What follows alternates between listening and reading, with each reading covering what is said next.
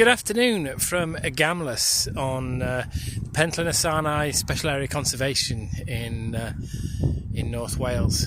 Here behind us we've got the hills of North Wales, snow sitting on the top of Eryri, and the whole of Wales, Cardigan Bay, also sitting behind us.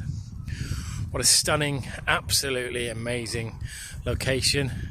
Birds out on that reef behind us, and the reason we're here is because we're planting seagrass, putting a habitat back into the ocean that used to be integral to our coastal seas. But our coastal seas in the UK are no longer full of life. If we put a camera onto the seabed together with some stinky fish, we might see 5 or 6 fish in a whole hour. When people go fishing on a boat from Tenby, they'll be really excited if one person picks up a fish during a whole fishing trip.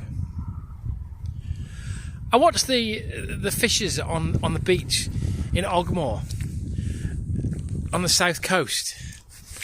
They occasionally see the odd cod, but there's nothing there. And there's nothing there because we trashed the place.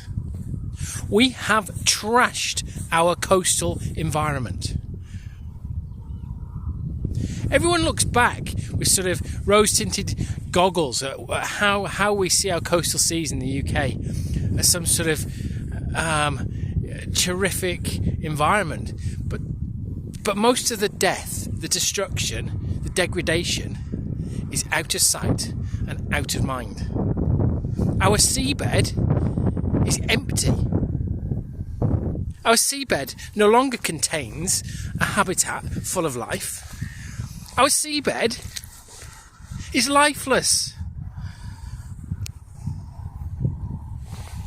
Every metric of biodiversity, of habitat, of abundance of life in our ocean tells us that we're in a pretty bad state. We don't have cod in abundance. There's very few cod actually breeding in the seas around the UK. In Wales, we used to have an abundant fishery for herring. We now depend on smatterings of whelks that we send to Korea to be processed into tinned meat. There's nothing left for fishermen, and we like to blame fishermen, but the reality is that over the last 200 years, cumulative impacts have led to the degradation of our coast. We've polluted them. We've built mines that have poured countless tons of heavy metals into our seas. We ripped every last oyster from the seabed. We've developed buildings onto salt marshes, ripped them up. We're still grazing animals on our salt marshes that are destroying them, that are reducing their productivity, that are reducing their biodiversity. There's nothing good about what we've done to our oceans. In the last 12 months, we've seen this resurgence in interest on water quality.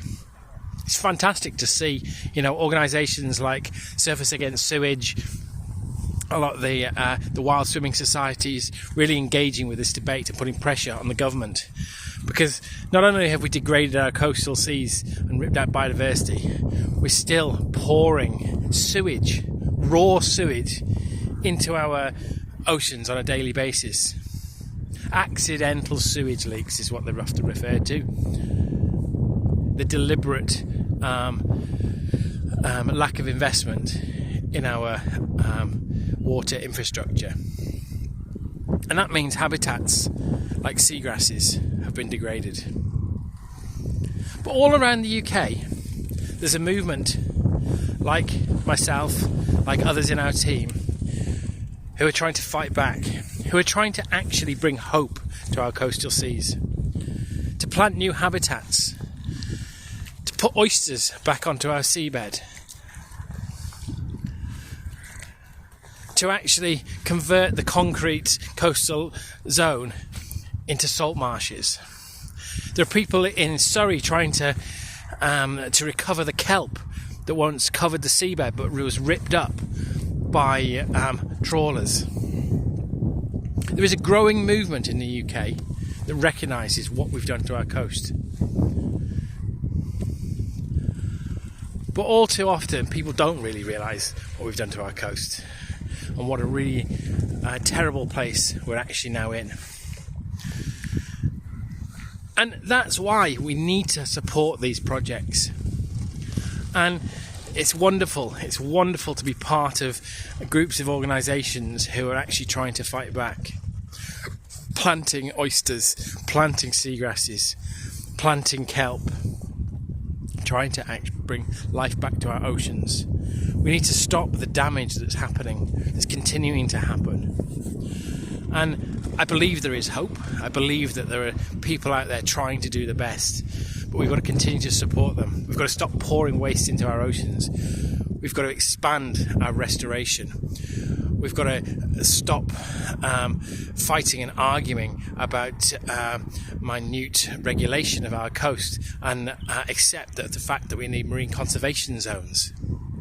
We need to stop pollutants going into our seas. And above all, we need to all unite to support coastal conservation, because I believe if we don't, then we'll see the consequences. Our children will see the consequences.